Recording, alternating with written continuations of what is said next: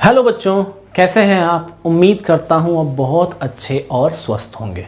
मैं आपका physics teacher Kundan एक बार फिर से आपका अपने चैनल गुरुकुल स्टडी ड्रोम में स्वागत करता हूं।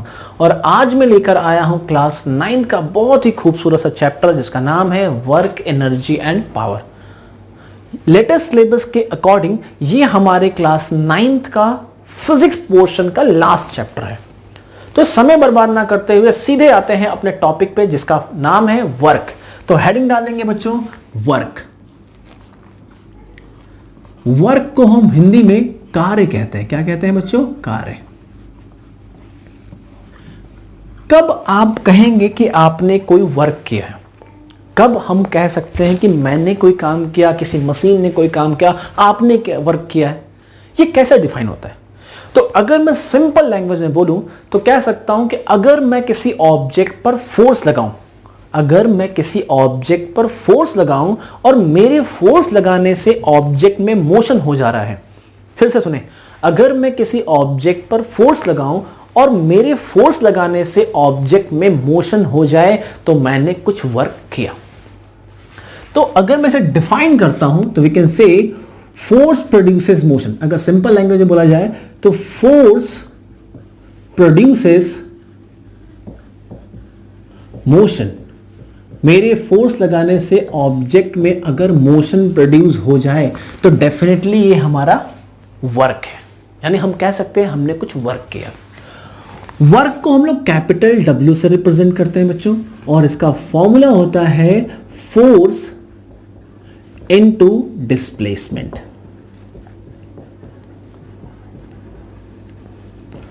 ये वो फॉर्मूला है जिससे हम लोग वर्क को कैलकुलेट करते हैं। अगर मैं सिंबल्स के फॉर्म में लिखूं तो we can write W is equals to F into S. Force एक वेक्टर क्वांटिटी है इसलिए मैंने इसके ऊपर एरो का साइन लगाया। Displacement is also be a vector quantity. तो वर्क फोर्स इंटू डिस्प्लेसमेंट का मल्टीप्लाई या कह सकते हैं प्रोडक्ट है। वर्क एक स्केलर क्वांटिटी है बच्चों। क्या है? स्केलर क्वांटिटी है। और आपको मालूम है स्केलर क्वांटिटी क्या होता है? ऐसी क्वांटिटी जिसमें मैग्नीट्यूड हो, सिर्फ मैग्नीट्यूड और डायरेक्शन ना हो। अगर मैं इसकी यूनिट के बारे में बात करूं तो फोर्स की यूनिट होती है न्यूटन और डिस्प्लेसमेंट की यूनिट होती है मीटर। तो हम कह सकते हैं इसकी यूनिट होती है newton metre. It's a SI unit. या इसकी एक और यूनिट है, हम इसे कह सकते हैं जूल। जूल को हम लोग J से रिप्रेजेंट करते हैं। अगर आपने किसी ऑब्जेक्ट पर फोर्स लगाया और उस फोर्स के लगने से ऑब्जेक्ट में मोशन हो गया तो डेफिनेटली आपने वर्क किया है। इस चीज को समझते हैं। सपोज कीजिए कि आपने एक ट्रेन को देखा, तो ट्रेन के आगे क्या लगा होता है? एक इंजन। इंजन के साथ कई सारे डब्बे जुड़े होते हैं। तो जैसे इंजन चलती है तो इंजन के चलने से उसके पीछे जुड़े हुए सारे के सारे वैगन भी चलते हैं। तो हम कह सकते हैं कि इंजन ने वर्क किया। ठीक है बच्चों, फोर्स लगा, इंजन ने फोर्स लगाया और उससे मोशन हो गया। अगर मैं इस वॉल पे फोर्स लगा रहा हूं, इस दीवार को मैं पुश कर रहा हूं, अब बताइए क्या मैंने कोई वर्क किया? हाँ, डेफिनेटली मैंने फोर्स लगाया है, लेकिन हमारे ऑब्जेक्ट, हमारे इस वॉल में कोई मोशन नहीं हुआ। तो हम कहेंगे कि I have done zero work, मैंने कोई वर्क नहीं किया। अगर मैं अपने घर के ग्राउंड फ्लोर से फर्स्ट फ्लोर तक चलता हूं स्टेयर्स पे, तो क्या मैंने कोई वर्क किया? डेफिनेटली मैंने वर्क किया। मैंने फोर्स लगाया। किसके अगेंस्ट फोर्स लगाया है? अर्थ के ग्रेविटेशनल फील्ड के। तो मुझे स्टेयर्स पे चढ़ना है तो मैंने स्टेयर्स पे चढ़ना स्टार्ट किया। तो मैं क्या कर रहा हूं? किसी हाइट पे की ओर जा रहा हूं। तो मैंने कुछ वर्क किया, मैंने फोर्स लगाया और डिस्प्लेसमेंट भी हुआ। तो वर्क के लिए फोर्स और डिस्प्लेसमेंट का होना बहुत जरूरी है। या कह सकते हैं work depends on two things, force and displacement. अगर इन दोनों में से कोई भी एक मिसिंग होगा तो हम कहेंगे there will be no work is done. मैंने दीवार पे फोर्स लगाया, फोर्स प्रेजेंट है लेकिन डिस्प्लेसमेंट नहीं है, इसका मतलब कोई वर्क नहीं हुआ। मैंने कोई लगेज को अपने सर पे रख लिया और 1 घंटे से खड़ा हूं, क्या मैंने कोई वर्क किया? No work is done, because हमारा ऑब्जेक्ट वहीं पर है। मैंने एक सूटकेस उठाया और किसी बस स्टैंड पे खड़ा हूं, क्या मैंने कोई वर्क किया? नहीं, मैंने कोई वर्क नहीं किया क्योंकि कोई डिस्प्लेसमेंट नहीं हुआ। ऐसे बहुत सारे एग्जाम्पल हैं। अगर मैं कह दूं ये हमारा अर्थ है बच्चों, ये हमारा अर्थ है और ये अर्थ के अराउंड एक ऑर्बिट है जिस ऑर्बिट में सैटेलाइट घूमते हैं। सैटेलाइट समझते हैं ना, ये मान लो हमारा कोई सैटेलाइट है जिसका मास m है, ये हमारे अर्थ के चारों तरफ घूम रहा है। अभी फिलहाल ए पोजीशन पे है। सोचिए, देखो ध्यान से, सैटेलाइट घूम रहा है, क्या इसमें फोर्स लग रहा है? हाँ, अर्थ और ऑब्जेक्ट सैटेलाइट के बीच में एक अट्रैक्शन फोर्स काम कर रहा है, उसे हम ग्रेविटेशनल फोर्स कहते हैं। फोर्स भी लग रहा है, ऑब्जेक्ट मोशन में है, फिर भी मैं कहूंगा नो वर्क। अब ये सुन के आपके दिमाग में बात आ रही है कि क्या बात कर रहे हो सर, आपने तो फॉर्मूला लिखा है फोर्स इनटू डिस्प्लेसमेंट। डिस्प्लेसमेंट लिखा है बच्चों। अगर मैं कह दूं ये सैटेलाइट ए पॉइंट से चला और घूमकर ए पॉइंट पर ही आ गया तो नेट डिस्प्लेसमेंट कितना हुआ? आप बोलोगे जीरो। जब डिस्प्लेसमेंट जीरो तो दैट मींस नो वर्क। क्या सिर्फ ये कह देने से कि ऑब्जेक्ट का डिस्प्लेसमेंट जीरो है इसलिए सैटेलाइट वर्क नहीं कर रहा है, क्या ये गलत नहीं है? इतने में एक बच्चे ने कहा, अच्छा सर अगर मैं ऑब्जेक्ट को यहां रख दूं, मान लो सैटेलाइट हमारा बी पॉइंट पे है, अब इस पॉइंट ए से बी तक के बीच में डिस्प्लेसमेंट जीरो नहीं है, अब क्या होगा सर वर्क? तो इस बार तो फोर्स भी लग रहा है और डिस्प्लेसमेंट जीरो भी नहीं है, तो वर्क जीरो होना चाहिए। रियली में अभी भी वर्क जीरो ही है, रियली में अभी भी वर्क जीरो है। अब ये बात सुन के आपको थोड़ा सा अजीब लग रहा होगा कि क्या कह रहे हो सर, अभी तो आपने कहा फोर्स चाहिए डिस्प्लेसमेंट चाहिए, पिछले वाले केस में कहा कि ए से चला वापस ए पर आ गया तो वर्क जीरो था, डिस्प्लेसमेंट जीरो था। पर इस वाले केस में ऑब्जेक्ट ए से चला बी पर पहुंचा है, that means no displacement, there is no displacement, मतलब डिस्प्लेसमेंट तो हुआ है, नेट डिस्प्लेसमेंट जीरो नहीं है। कहने का मतलब क्या है? नेट डिस्प्लेसमेंट जीरो नहीं है। फिर आप कैसे कह रहे हो कि हमारा वर्क जीरो है? तो बच्चों देखो ध्यान से, वर्क निकालने के लिए हमारे पास एक फॉर्मूला ये है और एक फॉर्मूला ये भी है, W is equals to FS cos theta. इसको देखकर आप घबराए नहीं, फिलहाल इस cos थीटा को देखकर घबराए नहीं। अब मैं बताता हूं क्या है ये। यानी फोर्स और डिस्प्लेसमेंट के बीच में अगर एंगल थीटा की वैल्यू 90 डिग्री हो जाए, अगर मेरे फोर्स लगाने से और ऑब्जेक्ट के मोशन के बीच का जो डिस्प्लेसमेंट है उसके बीच में 90 डिग्री का एंगल बन जाए तो भी हमारा वर्क जीरो होगा। फॉर एग्जांपल ये सैटेलाइट घूम रहा है तो इस पॉइंट पर इस सैटेलाइट का डायरेक्शन क्या होगा? Tangentially outward. अर्थ का मास m है तो अर्थ भी इस ऑब्जेक्ट को क्या कर रही होगी? इस पे फोर्स लगा रही होगी, जो हम लोगों ने प्रीवियस चैप्टर में पढ़ा, इसका नाम क्या है? Gravitational force. अब जरा देखिए, ग्रेविटेशनल फोर्स क्या कर रहा है? इसे अपनी तरफ खींच रहा है, यानी एक फोर्स अंदर की ओर काम कर रहा है और ऑब्जेक्ट टेंजेंशियली आउटवर्ड जा रहा है। तो क्या इस पोजीशन, इन दोनों के बीच का एंगल कितना है? तो आप बोलोगे 90 डिग्री। तो अगर थीटा की वैल्यू 90 हो जाए तो हमारा वर्क क्या होगा बच्चों? वर्क हो जाएगा FS cos थीटा की जगह पे हमने 90 रखा और cos 90 की जो वैल्यू होती है बच्चों जीरो होती है, दैट मीन्स टोटल वर्क क्या हो गया? जीरो। यानी मैं कह दूं अगर कि ये सैटेलाइट किसी भी पोजीशन पे रहे, इस पॉइंट पे पहुंच गया सी पॉइंट पे, डिस्प्लेसमेंट ये, फोर्स ये, एंगल 90, इस पॉइंट पे है, फोर्स ये, डिस्प्लेसमेंट ये, सॉरी फोर्स ये, डिस्प्लेसमेंट ये, फिर भी एंगल 90 डिग्री। तो सैटेलाइट जब अगर सर्कुलर ऑर्बिट में घूम रहा है तो हर एक पॉइंट पे हमारा जो फोर्स और डिस्प्लेसमेंट के बीच में, फोर्स और डिस्टेंस या कहते हैं फोर्स और डिस्प्लेसमेंट के बीच में अगर एंगल 90 डिग्री है तो that time work is zero. cos 90 ये एक ट्रिग्नोमेट्रिकल टर्म है। जब आप क्लास 10th में जाएंगे तो आप मैथ्स में एक टॉपिक पढ़ेंगे, चैप्टर पढ़ेंगे जिसका नाम है ट्रिग्नोमेट्री। फिलहाल अभी आपको जानना है cos की कुछ वैल्यूज को याद रखना है। cos 90 की वैल्यू उन्हीं वैल्यूज में से है। cos 90 की वैल्यू क्या होती है बच्चों? जीरो होती है। तो अगर ये जीरो है तो इस पूरे का प्रोडक्ट क्या हो गया? जीरो। क्लियर है?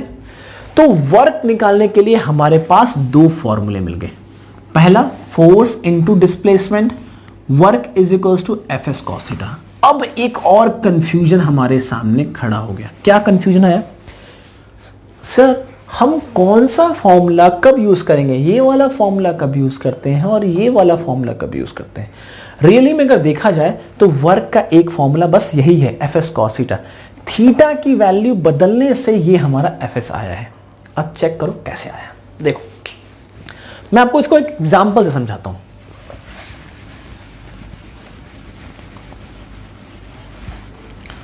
मान लीजिए कि ये कोई एक टॉय कार है, ये हमारा कोई टॉय कार है। आपने देखा होगा बचपन में, आपने खूब सारे टॉय कार जो होंगे खूब चलाए होंगे। जब उसकी बैटरी खत्म हो जाती है तो घर के लोग क्या करते हैं, इस टॉय कार के साथ एक रस्सी बांध देते हैं और ये आपके हाथ में दे देते हैं और कहते हैं कि लो अब इसको चलाओ। ये टॉय कार अभी फिलहाल कहां रखा है, सरफेस के ऊपर, अर्थ के सरफेस के ऊपर है। आपने इसे स्ट्रिंग से बांध दिया और उस पर एफ फोर्स से ऊपर की ओर खींच रहे हैं। मैं ऑब्जेक्ट को ऊपर की ओर खींच रहा हूं, लेकिन ऑब्जेक्ट जो है हमारा आगे की ओर मूव कर रहा है, यानी फोर्स भी लग रहा है और डिस्प्लेसमेंट भी हो रहा है। फोर्स भी लग रहा है और डिस्प्लेसमेंट भी हो रहा है, तो हमारा वर्क तो हो रहा है। डेफिनेटली इस बच्चे ने कोई वर्क तो किया ही किया। अब इस वर्क को जब भी कैलकुलेट करना हो तो हम इस फॉर्मूले का ही यूज करने वाले हैं। क्यों? ध्यान से देखो, अगर ध्यान से देखोगे तो ये जो हमारा फोर्स है बच्चों, हॉरिजॉन्टल के साथ कोई एंगल बना रहा है। कभी भी अगर कोई फोर्स हॉरिजॉन्टल के साथ एंगल बनाए, यानी मैं किसी एंगल पे कोई फोर्स लगाऊं, उस समय ये एंगल थीटा बनता है। एंगल बन गया हॉरिजॉन्टल लाइन और फोर्स के बीच में, तो हम लोग ये फॉर्मूला यूज करते हैं W = Fs cos थीटा। तो यानी ये फोर्स, ये फॉर्मूला हम कहां लगाते हैं, जब भी हमारा फोर्स किसी एंगल पर लग जाए बच्चों, तो उस समय हम ये फॉर्मूला यूज करते हैं W = Fs cos थीटा। अब ये थीटा कुछ भी हो सकता है, 0 डिग्री भी हो सकता है, 90 डिग्री भी हो सकता है, 60 डिग्री भी, बहुत सारे एंगल हो सकते हैं। अगर मैं थीटा की वैल्यू 0 रख दूं बच्चों, थीटा 0 का मतलब क्या हो गया कि फोर्स और मोशन, फोर्स और डिस्प्लेसमेंट का डायरेक्शन एक ही हो जाएगा। यानी अगर मैं कह दूं कि इस थीटा की वैल्यू 0 है, तो दैट मींस फोर्स और डिस्प्लेसमेंट दोनों एक ही डायरेक्शन में होंगे। अगर एक ही डायरेक्शन में होंगे तो फॉर्मूला क्या बनेगा, W = Fs cos 0 डिग्री। और बच्चों cos 0 की वैल्यू जो होती है ना, cos 0 की वैल्यू कितनी होती है, 1 होती है। अब इस फॉर्मूले में पुट करूं, W = F × S × 1, क्या मिला मुझे, W = Fs। कुछ आपको दिखाई दे रहा है? हाँ, अरे ये तो वो पहला वाला फॉर्मूला आ गया, W = Fs। ये फॉर्मूला हमने लाया कहां से, हमने ये formula W = Fs cos theta से ही लेकर आए। तो रियली में फॉर्मूला एक ही है, Fs cos थीटा। डिपेंड करता है ये एंगल पे। अगर थीटा 0 है, इसका मतलब ऑब्जेक्ट पे लगने वाला फोर्स और ऑब्जेक्ट में होने वाला डिस्प्लेसमेंट दोनों एक ही डायरेक्शन में है, तो थीटा की वैल्यू 0। फॉर्मूला बन गया W = F × S। यानी ये फॉर्मूला हम तब लगाएंगे जब ऑब्जेक्ट पे लगने वाला फोर्स और ऑब्जेक्ट में होने वाला डिस्प्लेसमेंट एक ही डायरेक्शन में हो। क्लियर? अगर हमारा ऑब्जेक्ट पे लगने वाला फोर्स और डिस्प्लेसमेंट 0 डिग्री के अलावा कोई और एंगल हो, तो हम लोग W = Fs cos थीटा लगाते हैं। अभी भी क्वेरी खत्म नहीं हुई है, एक और क्वेरी दिमाग में आ रही है, सर ये cos थीटा आया कहां से? तो बच्चों, ये क्लास 11th में आप पढ़ोगे कि कभी भी कोई फोर्स किसी एंगल पर लग जाए तो हम इस फोर्स के कंपोनेंट बनाते हैं। इसके 2 कंपोनेंट बनते हैं। पहले वाले कंपोनेंट को कहते हैं वर्टिकल कंपोनेंट और दूसरे वाले को बोलते हैं horizontal component. Whenever the force is acting at any angle, कभी भी फोर्स किसी एंगल पे लग जाए तो इस फोर्स के इफेक्ट को हम लोग 2 पार्ट में डिवाइड करते हैं। एक होगा हमारा हॉरिजॉन्टल और दूसरा होगा वर्टिकल। हॉरिजॉन्टल का फॉर्मूला बनता है F cos थीटा और वर्टिकल का बनता है बच्चों F sin थीटा। इसको लेकर आप परेशान नहीं होंगे। जब आप क्लास 11th में जाएंगे, फिजिक्स पढ़ेंगे, तब आपको मालूम चलेगा। This is called your resolution of vector. इसे हम लोग कहते हैं वेक्टर का रिजोल्व करना। फोर्स एक वेक्टर क्वांटिटी। यहां से Fs cos आया, यहां देखो दिखाई दे रहा ना, F cos थीटा, और बीच में हमारा क्या है, डिस्टेंस। हमारे F cos थीटा लगाने से ऑब्जेक्ट में कितना डिस्टेंस हुआ, तो that is called the distance cover in the direction of applied force and displacement कह सकते हैं। तो ये हमारा फॉर्मूला बन गया। बच्चों, अभी फिलहाल आपको बस ये याद रखना है कि कभी भी फोर्स एंगल पर लग जाए तो आपको ये फॉर्मूला यूज करना है Fs cos थीटा। क्लियर है? अगर हमारा अप्लाइड फोर्स और डिस्प्लेसमेंट एक ही डायरेक्शन में है तो हम लोग फॉर्मूला लगाएंगे FS W is equal to F into S. हालांकि थीटा की वैल्यू 0 होने के कारण ही आया है ये। अब सैटेलाइट वाली कंडीशन में देखो थीटा की वैल्यू क्या थी, हमारा डायरेक्शन ऑफ मोशन आगे की ओर है और फोर्स परपेंडिकुलर है, यानी परपेंडिकुलर, ये डायरेक्शन ऑफ फोर्स में कहां बनाऊं यहां बनाता हूं, ये हमारा फोर्स का डायरेक्शन, डिस्प्लेसमेंट का डायरेक्शन, और ये हमारा फोर्स, इसके बीच का एंगल क्या था 90, और cos 90 की वैल्यू होती है 0। मैं अभी कुछ देर में आपको सारी वैल्यूज लिख के दे दूंगा ताकि आपके न्यूमेरिकल्स जब आए तो आपको कोई दिक्कत ना हो। तो अगर मैं अपनी बातों को कंक्लूड करूं तो मैं क्या कहूंगा, किसे कहते हैं वर्क, तो हम कहेंगे अगर किसी ऑब्जेक्ट पे फोर्स लगाने से मोशन प्रोड्यूस हो जाए तो हमने वर्क किया, और अगर मोशन प्रोड्यूस ना हो तो there will be no work. Example दिया था, कुली अपने सर के ऊपर सामान लेके खड़ा है तो खड़ा है, कोई डिस्प्लेसमेंट नहीं हुआ, नेटवर्क इज 0। वर्क की यूनिट क्या होती है, वर्क की यूनिट होती है, ऐसा यूनिट होती है न्यूटन मीटर, या इसको कहते हैं जूल। ये एक स्केलर क्वांटिटी है। ओके, अगर मैं आपसे बोल दूं कि जरा बताइए 1 जूल वर्क कितना होता है, कई बार एग्जाम में आपसे ये पूछा जाता है, डिफाइन कीजिए 1 जूल कितना वर्क होता है। अगर मैं कह दूं कि जरा बताइए 1 जूल वर्क कितना होता है बच्चों, तो कभी भी आपको यूनिट डिफाइन करना हो तो फॉर्मूले में दोनों क्वांटिटी को 1 रख दो। अगर मैं कह दूं 1 न्यूटन का force multiply with 1 metre distance, यानी अगर मैं किसी ऑब्जेक्ट पर 1 न्यूटन का फोर्स लगाऊं और मेरे फोर्स लगाने से ऑब्जेक्ट 1 मीटर आगे डिस्प्लेस होता है तो दैट मींस मैंने कितना वर्क किया है बच्चों, मैंने 1 जूल ऑफ वर्क किया है। कितना वर्क किया है, 1 जूल ऑफ वर्क। क्लियर है। वर्क को हम लोगों ने 3 पार्ट में कैटेगराइज किया है, या कह सकते हैं वर्क 3 टाइप के होते हैं। पहले वाले को कहते हैं positive work, negative work and zero work. क्या होता है ये पॉजिटिव वर्क, नेगेटिव वर्क और जीरो वर्क? अगर आपने किसी ऑब्जेक्ट पर फोर्स लगाया, और ऑब्जेक्ट आपके अप्लाइड फोर्स के डायरेक्शन में मोशन हो तो आपने पॉजिटिव वर्क किया है। एग्जांपल से समझते हैं। इंजन ने क्या किया, सारे वैगन्स पे एक फोर्स लगाया। किस डायरेक्शन में लगाया, फॉरवर्ड डायरेक्शन में, और जितने भी वैगन्स उससे जुड़े वो भी किस डायरेक्शन में चल रहे हैं, same in the direction of engine. तो हमारा जो वर्क है, या कहते हैं इंजन ने जो वर्क किया वो एक पॉजिटिव वर्क है। एक फुटबॉल प्लेयर ने फुटबॉल को किक किया, जिस डायरेक्शन में किक किया उसी डायरेक्शन में बॉल आगे की ओर मूव किया, तो कौन सा वर्क है, पॉजिटिव वर्क। क्लियर है बच्चों। यानी जिस डायरेक्शन में फोर्स लगाए और ऑब्जेक्ट उसी डायरेक्शन में मूव करे तो ऐसे वर्क को हम लोग पॉजिटिव वर्क कहते हैं। क्लियर। अब बात आती है नेगेटिव वर्क क्या होती है। फिर सोचिए जस्ट पहले वाले का उल्टा, अगर मैं ऑब्जेक्ट पे फोर्स लगाऊं फॉरवर्ड आगे की ओर और ऑब्जेक्ट पीछे की ओर चला जाए, अगर मैंने फोर्स लगाया फॉरवर्ड और ऑब्जेक्ट जाए पीछे की ओर बैकवर्ड डायरेक्शन में, तो ऐसे वर्क को हम नेगेटिव वर्क कहते हैं। एग्जाम्पल से समझते हैं। मैं वॉक कर रहा हूं यहां से वहां, आप भी वॉक करते हैं, सब कुछ चलता है। तो जरा सोचिए आपने जो वर्क किया वो कैसा वर्क होगा, पॉजिटिव वर्क होगा या नेगेटिव वर्क होगा।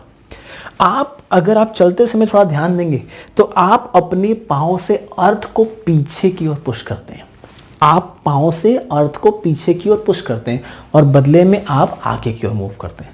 यानी आपने फोर्स लगाया बैकवर्ड डायरेक्शन में लेकिन आपका मूवमेंट हुआ फॉरवर्ड डायरेक्शन में, तो दैट मींस दोनों एक दूसरे के अपोजिट, फोर्स लेफ्टवर्ड, आपका मोशन राइटवर्ड, दोनों एक दूसरे के अपोजिट, तो दैट मींस आपने नेगेटिव वर्क किया।